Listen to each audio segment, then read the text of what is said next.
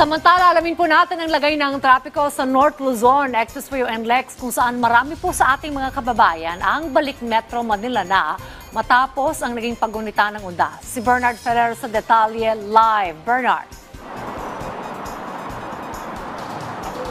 Dayan, may pagbagal sa daloy ng mga sasakyan na papasok ng EDSA habang fast-moving naman ang mga lane at toll plaza sa karamihan ng mga bahagi ng NLEX ngayong umaga matapos ang undas.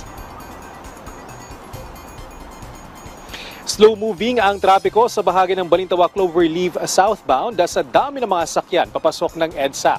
Karamihan sa mga ito ay ngayon pa lang bumabalik sa Metro Manila matapos ang undas. Sa bahagi ng Bukawi Toll Plaza, tinatayang 200 metro ang pila ng mga sasakyan sa kanang lanes. Nagpapatupad ng active counterflow para sa mga southbound motorists, partikular mula Tambubong bago ang Bukawi Toll Plaza at pagkalampas ng Bukawi Toll Plaza hanggang Balintawak upang mapagaan ang daloy ng mga sasakyan. Samantala, tuloy-tuloy naman ang takbo ng mga sasakyan sa Balintawak Toll Plaza, Mindanao Avenue Toll Plaza at San Fernando southbound.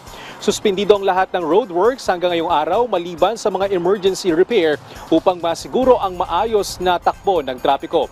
Hinikayat naman ng mga motorista na siguraduhing maayos ang kondisyon ng kanilang mga sakyan at tiyaking may sapat na load ang kanilang RFID accounts bago bumiyahe. Samantala, wala lang mahabang pila sa mga nag-update ng kanilang RFID bilang bahagi ng One RFID program.